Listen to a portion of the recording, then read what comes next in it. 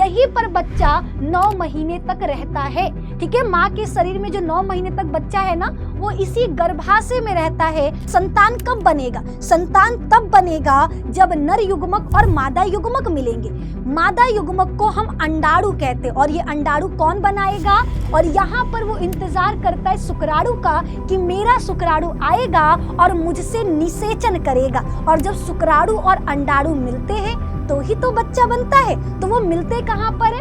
Hello hello hello, कैसे हो मेरे प्यारे बच्चों? जल्दी जल्दी कमेंट बॉक्स में बता दो। आ चुकी है आपकी अपनी सबसे प्यारी बायोलॉजी फैकल्टी निधि मैम, बायोलॉजी का एक बहुत ही ज्यादा इंपॉर्टेंट दमदार टॉपिक लेकर, जिसका नाम है मादा जनन तंत्र। और आज इतने बढ़िया तरीके से इस टॉपिक को समझाएंगे कि रटोगे नहीं बल्कि दिमाग में फिट कर लोगे। तो एक बार जरूर देखना, और ऐसा वीडियो फिर आपको पूरे यूट्यूब पर कहीं नहीं मिलने वाला, क्योंकि एकदम आसान भाषा में हम आपको यूट्यूब पर पढ़ाने वाले। तो इसको स्टार्ट करने से पहले हमें एक लड़की की जरूरत होगी। उस लड़की का नाम है कलुई। अब कलुई को अगर देखा जाए, ठीक है, ये हमारी भैया कलुई है। ठीक है, बना देते हैं ड्राइंग। अब कलुई के शरीर में बहुत सारे अंग हैं। आंखों का काम है देखना, मुंह का काम है बोलना, नाक का काम है सूंघना, कान का काम है सुनना। ठीक है, अब हर अंग का अपना अपना काम है। वैसे ही इस कलुई के शरीर में कुछ ऐसे अंग है जिसका काम होता है जनन की क्रिया में भाग लेना। उन अंगों को ही मादा जनन तंत्र कहते हैं। तो अगर आपसे पूछा जाए मादा जनन तंत्र क्या है, तो आप बोलोगे ऐसे अंगों का समूह जो जनन की क्रिया में भाग लेता है, मादा जनन तंत्र कहलाता है। अब इसके शरीर में अगर देखा जाए तो इसके शरीर में बीच में एक पट्टी होता है। इस पट्टी को कहते हैं डायफ्राम। ठीक है, ये मांस की बनी हुई एक पट्टी होती है जिसे डायफ्राम कहा जाता है। और ये डायफ्राम क्या करती है? शरीर को 2 भागों में बांटेगी। ऊपर वाला भाग जहां पर फेफड़ा, दिल, ये सारी चीजें पाई जाती हैं, उसे वक्ष गुहा कहते हैं। और वक्ष गुहा के नीचे, इस डायफ्राम के नीचे वाला भाग जहां पर पाचन तंत्र, आपके बाकी अंग पाए जाते हैं, उसे कहते हैं उदर गुहा। उसे कहते हैं उदर गुहा। अब ये देखो, ये कमर वाला भाग, ये कमर वाला भाग कहलाता है श्रोणि भाग। क्या कहलाएगा? श्रोणि भाग, यानी पेल्विक रीजन। और जो मादा जनन तंत्र होता है वो कमर के निचले वाले भाग, जिसको श्रोणि भाग कहते हैं, वहां पाया जाता है। अब देखते हैं मादा जनन तंत्र कैसा दिखाई देता है। तो कलुई के शरीर में जब हमने मादा जनन तंत्र को देखा तो कुछ इस प्रकार का आपको दिखाई देगा। ये है मादा जननांग जो श्रोणि भाग में पाया जाता है। ठीक है, कुछ इस प्रकार का ये मादा जननांग का आंतरिक संरचना है। इसमें बहुत सारी चीजें, ये जो आपको नलिका दिखाई दे रहा, इसे योनि कहते हैं। यही योनि के द्वारा जो माँ है वो बच्चे को जन्म देती है, इसीलिए इसे बर्थ कैनाल भी कहते हैं। और योनि के द्वारा ही संभोग की क्रिया, यानी मेल और फीमेल सेक्स करते हैं। मेल के बॉडी से जो स्पर्म निकलता है वो इसी योनि के द्वारा शरीर के अंदर जाता है। इस योनि के ऊपर ये छोटा सा जो दरवाजा दिखाई दे रहा, इसे कहते हैं गर्भाशय ग्रीवा। ये गर्भाशय ग्रीवा क्या करता है? गर्भाशय और योनि को जोड़ने का काम करता है। इसे क्या कहते हैं? गर्भाशय ग्रीवा। गर्भाशय ग्रीवा के ठीक ऊपर उल्टे नाशपाती के आकार का एक संरचना होता है। इस संरचना को कहते हैं गर्भाशय। यहीं पर बच्चा 9 महीने तक रहता है। ठीक है, माँ के शरीर में जो 9 महीने तक बच्चा है ना, वो इसी गर्भाशय में रहता है जो उल्टे नाशपाती के आकार का होता है। इसमें 3 परत पाया जाता है। सबसे बाहरी परत को हम कहते हैं पेरीमेट्रियम, या हम कहते हैं बाह्य गर्भाशयी परत, पेरीमेट्रियम। अब बात करेंगे दूसरे परत की, तो दूसरा परत कहलाता है हमारा मायोमेट्रियम। मायोमेट्रियम यानी मध्य गर्भाशयी परत। और सबसे जो अंदर वाली परत है वो खून की बनी होती है, और यही परत टूटता है तो हम कहते हैं पीरियड। ठीक है, एंडोमेट्रियम का टूटकर योनि से निकलना, इसे पीरियड कहते हैं, जो खून का बना होता है। और याद रखना, ये महिला में हर महीने बनता है। ये हर महीने बनता है। बच्चा अगर गर्भ में नहीं आता तो ये टूट करके निकल जाता है। जैसे हमारे घर में जब कोई मेहमान आता है तो हम फटाफट से क्या करते हैं? बेडशीट बदल देते हैं, और जैसे ही मेहमान जान चला जाता है, फिर से नया बेडशीट को चपोत कर रख देते हैं और पुराना बेडशीट बिछा देते हैं। उसी तरह से जब गर्भाशय को लगता है कि अब बच्चा आ रहा है, ठीक है, एक नया जीवन आ रहा, तो वो फटाफट से खून का बना एक परत बनाती है ताकि बच्चा 9 महीने तक आराम से उस गद्दे पर रह सके।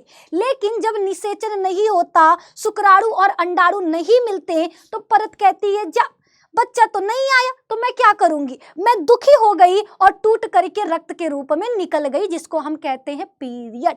अब बात करेंगे यहाँ पर एक लंबा सा 10 से 12 सेंटीमीटर लंबी नलिका होती है जिसे फैलोपियन नलिका कहते हैं, जिसे फैलोपियन नलिका कहते हैं। इसका काम क्या है, तो अंडाशय के अंदर जो अंडा बनता है, ठीक है, वो बनने के बाद फैलोपियन नलिका में आता है और यहाँ पर वो इंतजार करता है शुक्राणु का कि मेरा शुक्राणु आएगा और मुझसे निषेचन करेगा। और जब शुक्राणु और अंडाणु मिलते हैं तो ही तो बच्चा बनता है। तो वो मिलते कहाँ पर है, फैलोपियन नलिका में। अब फैलोपियन नलिका बड़ी लंबी नलिका है, इसके भी कुछ भाग है। कौन कौन से भाग है, तो देखो, जो भाग, ये वाला भाग जहां पर गर्भाशय और फैलोपियन नलिका आपस में जुड़े, जैसे ये बांह है, ये बांह है, तो यहाँ कंधा है। कंधा का मतलब जहां पर हमारा क्या हो रहा है, ये हिस्सा, हाथ हमारा इससे जुड़ रहा है, इसको कंधा कहते हैं ना। वैसे ही जहां पर फैलोपियन नलिका और गर्भाशय आपस में जुड़े रहे हैं, उस भाग को स्थमस कहा जाता है या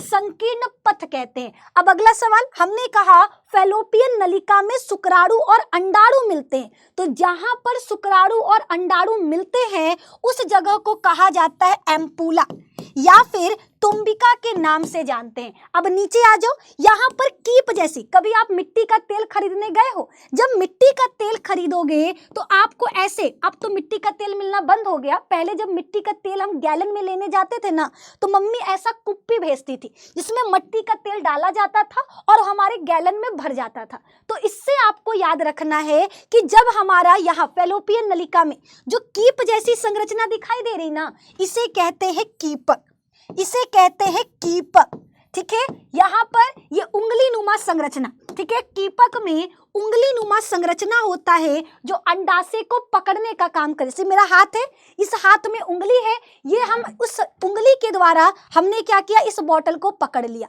इस उंगली के द्वारा हमने हाथ को पकड़ा। वैसे ही फैलोपियन नलिका में उंगली नुमा संरचना होता है जिसे झालर या फिम्बरी कहते हैं, और ये क्या करता है, अंडाशय को पकड़ने का काम करता है। अंडाशय हमारा बीच में है, एक तरफ से उसको फैलोपियन नलिका का झालर पकड़ा हुआ है, दूसरी तरफ से गर्भाशय मीसोवेरियम परत द्वारा, मीसोवेरियम परत द्वारा हमारे अंडाशय को पकड़ी होती है, कहीं अंडाशय गिर ना जाए, ठीक है। तो अंडाशय को दोनों तरफ से पकड़ा गया होता है, एक तरफ से फैलोपियन नलिका का उंगली जिसको झालर कहते हैं, और दूसरी तरफ से गर्भाशय से वो मेसोवेरियम परत द्वारा जुड़ी होती है। ये हमारा मादा जनन तंत्र है, ठीक है। ये जो गोल सा संरचना दिखाई दे रहा जो अखरोट के समान होता है, इसे अंडाशय कहते हैं। ये संख्या में 2 होता है जो दोनों फैलोपियन नलिका द्वारा जुड़ा होता है। महिला में 2 फैलोपियन नलिका और 2 हमारा अंडाशय पाया जाता है। अंडाशय के अंदर ही अंडे का निर्माण होता है, ठीक है। संतान कब बनेगा, संतान तब बनेगा जब नर युग्मक और मादा युग्मक मिलेंगे। मादा युग्मक को हम अंडाणु कहते हैं, और ये अंडाणु कौन बनाएगा, तो मादा जननांग में अंडाशय क्या करता है, आपका मादा युग्मक यानी अंडाणु का निर्माण करेगा।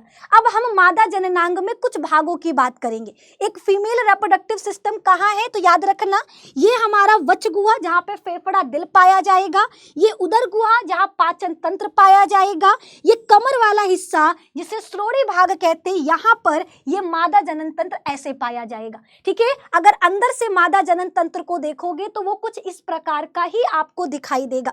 मादा जनन तंत्र में जितने भी भाग हैं, मादा जनन तंत्र में हमारे जितने भी भाग हैं उनको 2 भागों में बांटा जा सकता है। पहला होता है हमारा प्राथमिक अंग, पहला प्राथमिक अंग, और दूसरा होता है हमारा द्वितीयक अंग जिसको सहायक अंग भी कहते हैं। अब दोनों को समझ लो। प्राथमिक अंग का मतलब होता है ऐसा अंग जिसके बिना जनन नहीं हो सकता। अगर प्राथमिक अंग नहीं होगा तो संतान नहीं बनेगा, ये आपको याद रखना, क्योंकि ये प्राथमिक अंग ही है जो अंडे का निर्माण करेगा। ठीक है, मादा के शरीर में मादा जनन तंत्र का वो भाग जो अंडे का निर्माण करता है। दूसरा, जो फीमेल सेक्स हार्मोन, जो क्या फीमेल सेक्स हार्मोन स्त्रावण करता है, हम उसे प्राथमिक अंग कहते हैं। और वो अंग कौन सा है? तो उस अंग का नाम है अंडाशय।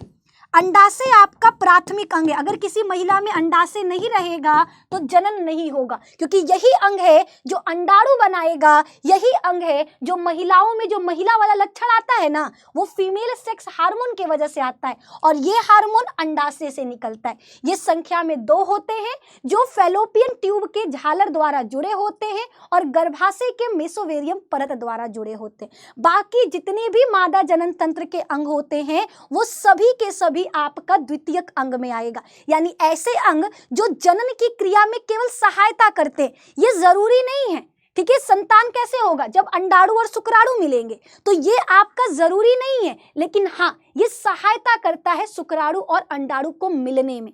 ठीक है, जैसे शादी तो केवल दुल्हा और दुल्हन का होता है, लेकिन बाकी जितने भी होते हैं घराती बाराती, वो दोनों को मिलाने का काम करते हैं। सेम उसी तरह से प्राथमिक अंग अंडाणु का निर्माण करेगा, बाकी जितने भी अंग है वो आपका क्या करते हैं, तो दोनों को मिलाने का काम करते हैं। द्वितीयक अंग में क्या क्या आएगा?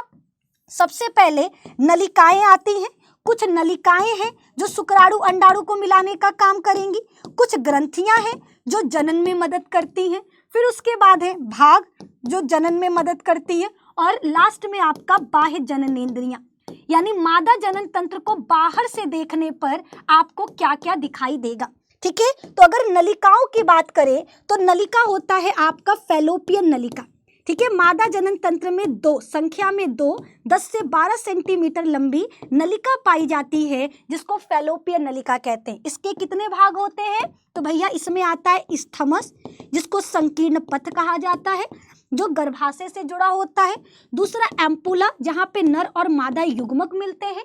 और तीसरा होता है बच्चा आपका स्थमस एम्पुला के बाद आपका कीपक। कीपक में उंगली नुमा संरचना होता है जिसे झालर कहते हैं। ठीक है, ये याद रखना। ग्रंथियां, ठीक है, मादा जनन तंत्र में कुछ ग्रंथियां पाई जाती हैं जो जनन की क्रिया में मदद करेगी। सबसे पहला स्तन ग्रंथि, जो डिलीवरी के बाद महिला के स्तन से दुग्ध का निर्माण करती है। ठीक है, तो कुछ स्तन ग्रंथि लड़कों में भी होता है, लड़कियों में भी होता है, लेकिन लड़कियों में ये सक्रिय होता है, इसीलिए डिलीवरी के बाद स्तन ग्रंथि से दुग्ध का निर्माण होता है। दूसरा आपका है बार्थोलिन ग्रंथि, जो योनि के दीवारों पर पाया जाता है। ये आपका सेक्स के दौरान ये क्या करता है? संवेदना उत्पन्न करता है, लुब्रिकेशन का काम करता है। बार्थोलिन ग्रंथि पुरुष में 3 ग्रंथियां होती हैं, शुक्राशय, प्रोस्टेट और बल्बोयूरेथ्रल। ये बल्बोयूरेथ्रल के समजात होता है। ठीक है, ये बल्बोयूरेथ्रल के समान होता है, ये आपको याद रखना है। अब बात करते हैं भाग की, तो इसमें आएगा गर्भाशय,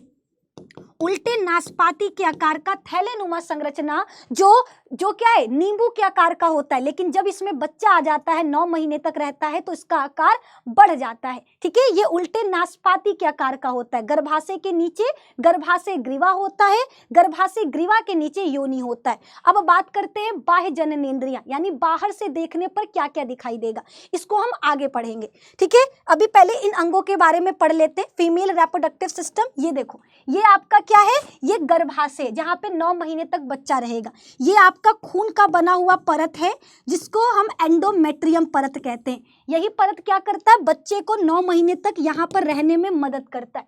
अगर बच्चा नहीं आएगा माँ के गर्भ में तो ये टूट करके क्या होगा? आपके योनि से, महिला के योनि से बाहर निकल जाएगा। ये आपको याद रखना है। चलो आगे की तरफ, फीमेल रिप्रोडक्टिव सिस्टम। तो मादा जनन तंत्र को 2 भागों में बांटा जा सकता है, प्राथमिक जनन अंग और सहायक जनन अंग। प्राथमिक जनन अंग में आपका अंडाशय आता है, जबकि सहायक जनन अंग में अंडवाहिनी, गर्भाशय, योनि, बाह्य जननांग आदि पाए जाते हैं। ठीक है, सहायक जनन ग्रंथियां कौन कौन सी हैं? तो बार्थोलिन ग्रंथि और स्तन ग्रंथि, ये महिला के 2 ग्रंथियां हैं जो जनन तंत्र में पाए जाते हैं। आगे की तरफ बढ़ते हैं। आगे आपका अंडाशय के बारे में। अंडाशय यह प्राथमिक लैंगिक अंग है। अंडाशय युग्मक यानी मादा युग्मक का निर्माण करता है और फीमेल सेक्स हार्मोन का निर्माण करेगा। अंडाशय की लंबाई 2 से 4 सेंटीमीटर होती है। अंडाशय श्रोणि भित्ति तथा गर्भाशय से लिगामेंट द्वारा जुड़ा होता है। प्रत्येक अंडाशय की पतली उपकला, ये अंडाशय के चारों तरफ जो लेयर है उसको हम कहते हैं एपिथीलियम, एपिथीलियम लेयर, ठीक है। अंदर वाले भाग को हम कहते हैं ओवेरियन स्ट्रोमा, ठीक है। यह पीठिका 2 क्षेत्रों में बटी होती है, एक होता है हमारा परिधीय वल्कुट और एक होता है मेडुला। यानी देखो ये हमारा क्या है, अंडाशय है। अंडाशय अखरोट के समान होता है, इसके चारों तरफ जो लेयर है उसे उपकला लेयर कहते हैं। अंदर के भाग 2 होते हैं, ठीक है। सबसे पहला जो किनारे वाला भाग है इसे कहते हैं कॉर्टेक्स और सबसे अंदर वाला भाग कहलाता है मेडुला। क्या कहलाता है, मेडुला। ये आपको याद रखना है। अब आगे अंडवाहिनी के बारे में, तो प्रत्येक अंडवाहिनी लगभग 10 से 12 सेंटीमीटर लंबी नलिका होती है। ये प्रत्येक अंडाशय की परिधि से चलकर गर्भाशय तक जुड़ता है, यानी अंडाशय से लेकर गर्भाशय तक की लंबी नलिका होती है। अंडाशय के पास अंडवाहिनी यानी जिसको हम डिंबवाहिनी कहते हैं वो पाया जाता है, जो कीप के आकार का होता है, जिसे कीपक कहते हैं। इस कीपक के किनारे पर अंगुलीनुमी संरचना होती है, जिसे क्या कहते हैं, तो याद रखना झालर या फिम्बरी कहते हैं, जो अंडा को पकड़ने का काम करेगा। चलो ये भी हो गया आपका अंडवाहिनी के 3 भाग, सबको याद रखना है। ये भाग जो गर्भाशय से जुड़ा होता है हम उसे संकीर्ण पथ कहते हैं। जहाँ शुक्राणु और अंडाणु मिलते हैं उसे तुम्बिका कहते हैं।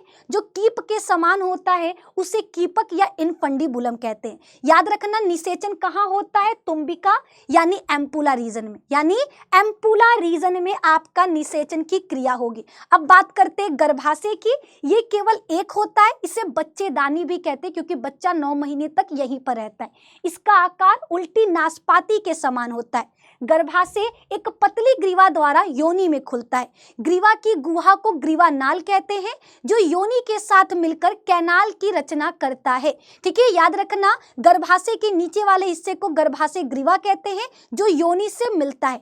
गर्भाशय की 3 भित्तियां, यानी गर्भाशय में 3 परत होता है, पेरीमेट्रियम, मायोमेट्रियम और एंडोमेट्रियम। अब बात करते हैं बाह्य जननेंद्रिया का, यानी अगर एक फीमेल रिप्रोडक्टिव सिस्टम को बाहर से देखा जाए तो कुछ इस प्रकार का आपको देखने को मिलेगा। इस हिस्से को भग कहते हैं। यहाँ पर आपको जो ऊंचा थोड़ा सा वसा वाला भाग दिखाई दे रहा, जहाँ पे रोम पाए जाते हैं, छोटे छोटे बाल होते हैं, ठीक है, इसको कहते हैं, इस भाग को कहते हैं जघन सेल, जघन सेल। और इस पर जो बाल होते हैं उसे कहा जाता है जघन रोम, उसे कहते हैं जघन रोम। ये पूरा हिस्सा भग कहलाता है। अब इसके चारों तरफ 2 परत पाया जाता है, ठीक है। बाहर वाले को कहते हैं दीर्घ लघु भगोष्ठ, दीर्घ भगोष्ठ, और अंदर वाले लेयर को कहते हैं जो पतला सा है उसे कहते हैं लघु भगोष्ठ, लघु भगोष्ठ।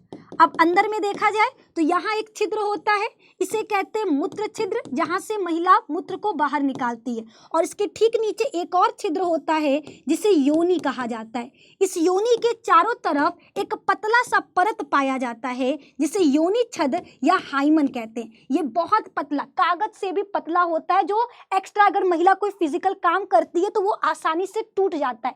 पहले के लोगों को लगता था कि जब महिला फर्स्ट टाइम सेक्स करती है तो ये परत टूटता है, लेकिन ऐसा बिल्कुल नहीं है, ठीक है। महिलाएं अगर फिजिकली ज्यादा एक्टिव रहेंगी तो ये लेयर आसानी से टूट जाएगा क्योंकि ये बहुत पतला होता है। मूत्र छिद्र के ऊपर एक बेलनाकार संरचना होता है जिसे हम क्लाइटोरिस कहते हैं, जिसे क्लाइटोरिस कहा जाता है। और ये बहुत इंपॉर्टेंट है क्योंकि ये मेल के शिश्न के समजात होता है। ये क्या करता है, तो ये आपका संवेदनशील होता है, ये सेक्स के दौरान संवेदना उत्पन्न करता है, ये आपको याद रखना है। तो ये महिला का बाह्य जनन अंग है जिसको हम बाह्य जननेंद्रियां कहते हैं।